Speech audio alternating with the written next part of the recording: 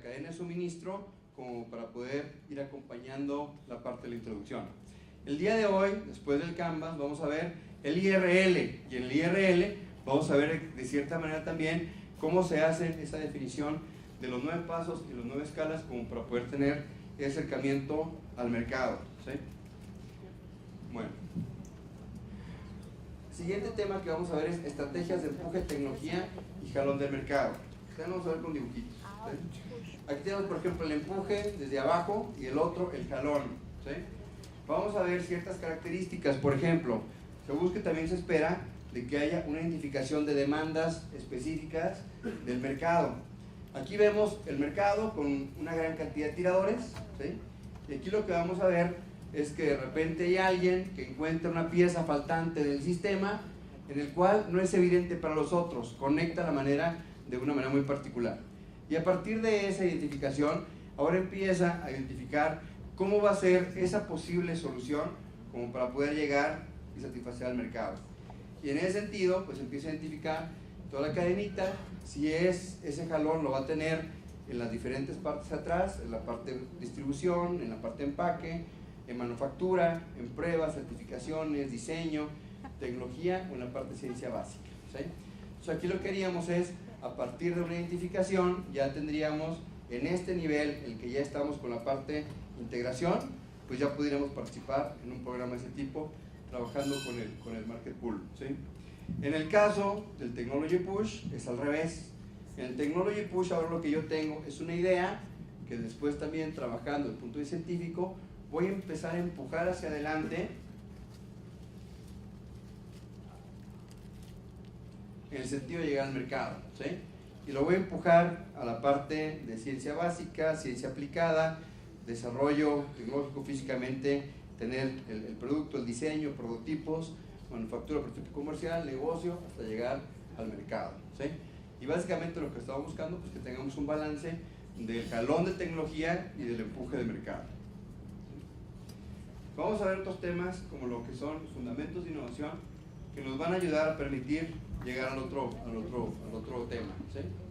Primero, inventar no es innovar, ¿sí? Y es una característica muy importante porque en muchas ocasiones la invención es parte de los procesos de innovación, pero no es estrictamente necesario.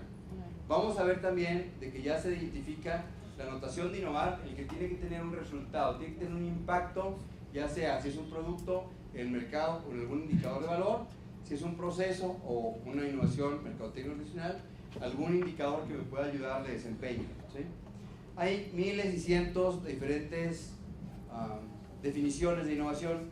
Una que me gusta mucho es esta que decimos de innovación es un cruce de lo posible, el conocimiento tecnológico, con lo deseable, el conocimiento de mercado, pero que además sea económicamente factible, ¿sí?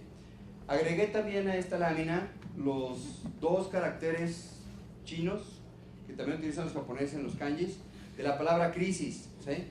Crisis en chino se dice wei ji y está compuesto por 2 caracteres. El primer carácter es wei, que significa peligro, y el segundo ji hui, que significa oportunidad, ¿sí? Fíjense qué interesante la connotación que tienen los amigos asiáticos, ¿sí? Cuando viene una crisis, yo tengo que identificar cuál es la amenaza, pero también puedo identificar cuáles son aquellas oportunidades que con las capacidades que yo tengo puedo empezar a aprovechar, ¿sí? A diferencia de mucha de la connotación que tenemos nosotros, occidentales latinoamericanos, en el que la palabra crisis pues ya me da una posible salida como para decir perdón, pero pues no puede cumplir porque ya viene una crisis, ¿sí? O el ya valió, ¿ah? En cambio allá, o sea, la connotación es más completa, en el cual no solamente identifico el peligro, sino también identifico y trato de aprovechar oportunidades, ¿sí? Los diferentes temas de innovación y los conceptos que se manejan tanto en CONACYT, en Secretaría de Economía y como referencia a nivel mundial en muchas de las grandes organizaciones e instituciones están referenciadas con respecto al manual de Oslo, ¿sí? Este manual lleva 3 ediciones. En la primera estuvo muy enfocado en la parte producto y proceso, se incorporó la parte comercial y entre estos dos hubo una iniciativa latinoamericana muy interesante, el manual de Bogotá, en el cual hice un trabajo excepcional con respecto a la innovación organizacional. En el 2005, en la edición, la OECD conviene en agregarlo. Y ahora la última edición que tenemos pues viene con respecto a el balance de los 3 tipos de innovación.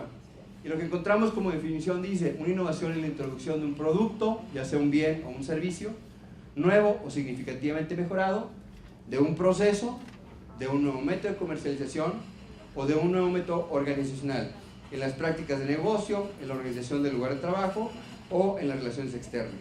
Les recomiendo mucho, si tienen oportunidad, de que bajen este librito. Tendrá como 250 páginas. Hay un capítulo completamente de definiciones y al final vienen varios anexos en los cuales se identifica una cantidad impresionante de casos donde encuentro dónde sí es innovación, dónde no es innovación y además en dónde vamos de manera conjunta. Es interesante como parte del entender el qué es y el qué no es, ¿sí? Para hacer innovación debe haber sido introducida, ya sea un nuevo producto lanzado al mercado, un nuevo proceso implementado, un nuevo método de comercialización o organización, y siempre con beneficios e impactos tangibles y cuantificables. Y al final definimos 4 tipos: innovación de producto o servicio, de proceso, mercadotecnia, que incluye comercial y modelo de negocio, y también innovaciones de organización. Y esta es la referencia que utilizamos. Sin embargo, también vamos a hablar de diferentes tipos de iniciativas. Esta es una de ellas, de Larry Kelly Dublin. Este cuate está en Chicago y le solicitaron que hiciera un análisis de 700 compañías como para poder entender cuáles eran las características similares de éxito de los proyectos de innovación. Y cuando hizo el análisis estuvo checando 4 diferentes áreas: finanzas, procesos, oferta y distribución, y de los cuales empezó a identificar que se podían dividir en 10 dimensiones, ¿sí? Modelo de negocio, redes de alianzas, etcétera, etcétera. El tipo de proyectos que manejó eran de compañías como Dell, como Walmart, como Intel, como Office, FedEx, Virgin, Civil, GE, etcétera, ¿sí? ¿Qué fue lo que encontró? Una característica interesante: cuando hizo el análisis de la cantidad de proyectos, encontró que la mayor cantidad se encontraban en la parte de desempeño del producto y muy poquitas se encontraban en la parte de modelo de negocio, en la parte de redes y en la parte de experiencia con el cliente. Lo que encontró después fue lo que más les sorprendió a todos. Cuando hicieron ahora el análisis con respecto al impacto en valor, ahí fue donde se fueron para atrás y encontraron que menos del 2% de los proyectos generaban más del 90% del valor. Este tipo de análisis se realizó entre 2005 y 2007. ¿Qué fue lo que encontraron? Encontraron que las colas, la parte redes, modelos de negocio y la parte experiencia con el cliente fueron los que había menos proyectos y más generaban valor. Sin embargo, encontramos también de que las que más había, las de desempeño de producto, son las que menos valor generaron. ¡Sorpresa! ¿Sí? Y muchas de las compañías se fueron para atrás y dijeron: ¿cómo es posible que yo tengo todos los huevos de la canasta puestos en la parte de desempeño de producto y aquí me están diciendo que el desempeño de producto realmente no generó valor? ¿Sí? ¿Ustedes creen que podemos leer que el desempeño de producto no es importante? ¿Qué podemos leer de aquí? Es necesario. Claro que es importante, súper importante. Sin embargo, ya no es un factor de diferenciación. El producto tiene que ser bueno, tiene que ser confiable, ¿sí? Tiene que ser de alto nivel de competitividad y de competencia como para poder estar en la arena. Lo que dice esta gráfica es de que aún y cuando simplemente por ser el mejor o por ser bueno, no es ninguna garantía en el que va a tener un impacto en el mercado. Lo que esta gráfica nos dice es que tengo que hacer un balance en la ecuación en el cual, si yo incluyo elementos de modelo de negocio, de redes, de habilitación de proceso y de crear diferentes experiencias con el cliente, tengo una mayor probabilidad de éxito, ¿sí? Entonces el código de repente empieza a cambiar, ¿sí? Mi producto tiene que ser bueno y tiene que tener alto nivel de competencia. Sin embargo, lo tengo que acompañar con diferentes características, ¿sí?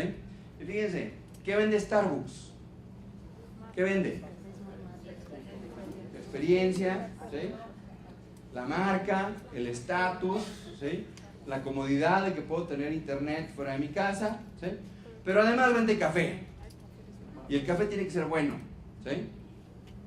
Y hay ciertos sectores de la sociedad que pueden estar de acuerdo o no están de acuerdo, pero acompaña su propuesta de valor de diferentes características relacionadas con modelo de negocio, con la parte redes, con la parte procesos, etcétera, etcétera, ¿sí?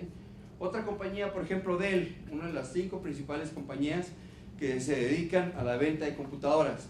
Dell ni diseña ni manufactura nada, y sus principales características del modelo de negocio están relacionadas en el que puede distribuir de manera muy rápida, tiene una característica de aliados muy fuertes como para poder dar y proveer el servicio al cliente.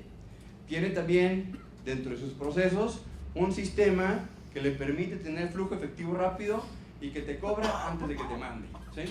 Que son características muy diferenciadoras con respecto al modelo clásico de negocio de muchas de las compañías de productos de consumo, en el cual le hace una diferencia. Y ahorita vamos a ver el de Apple, ¿sí?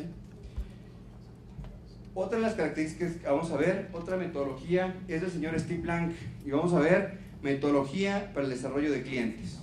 Este señor, Steve Blank, también es el autor del IRL, ¿sí?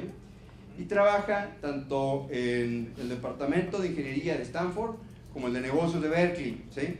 Es uno de los pocos cuates que tienen esa comunión y esa unión entre las dos universidades, y fue uno de los grandes reevangelizadores de los diferentes grupos de inversionistas para poder recuperar la confianza perdida cuando ya por el 2001-2002 tronó la burbuja de los .com, ¿se acuerdan?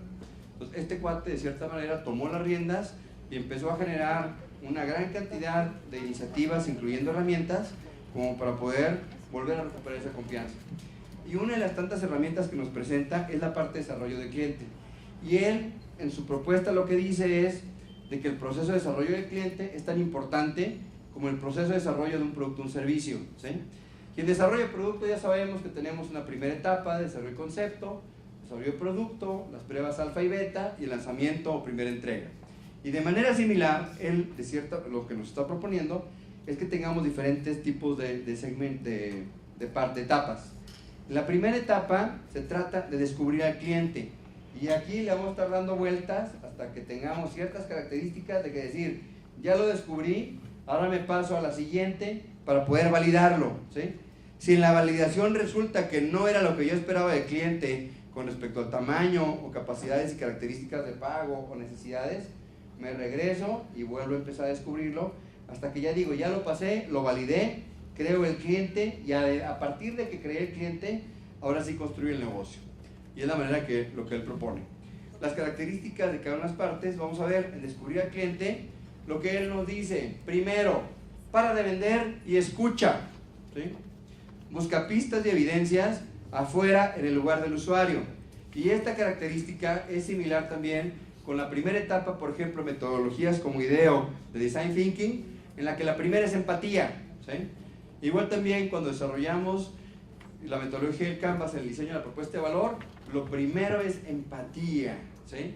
Entonces, ¿qué es lo que estamos haciendo aquí? Ponerte en los zapatos del cliente como para poder entender exactamente qué es lo que está necesitando. La siguiente es prueba diferentes hipótesis sobre la definición del problema y sobre el concepto de la solución, ya sea de un producto o de un servicio. En la siguiente parte es descubrir al cliente. ¿Cuáles son los principales problemas del cliente? ¿Cuánto estarían dispuestos a pagar por las soluciones? El concepto del producto lo soluciona. ¿Están todos los clientes de acuerdo? ¿Cuánto estarían dispuestos a pagar? Imagínate un día en la vida del cliente, ¿sí? ¿Qué pasa con y sin tu producto y antes y después de conocerlo, ¿sí? Fíjense, hay una anécdota que decía que este señor Walt Disney, cuando llegaba y le presentaban un proyecto en Disneylandia con respecto a una modificación que habían hecho, lo primero que hacía es se hincaba y hacía que todos los que iban con él se hincaran. ¿Por qué? Porque el parque está enfocado en los niños, ¿sí? Entonces él quería ver desde los ojos del niño cuál iba a ser la perspectiva con respecto a los tamaños, las alturas, la parte visual, la parte imagen, ¿sí? Entonces, ¿qué es muy importante? ¿Sí? Identifica y ponte en los zapatos del cliente.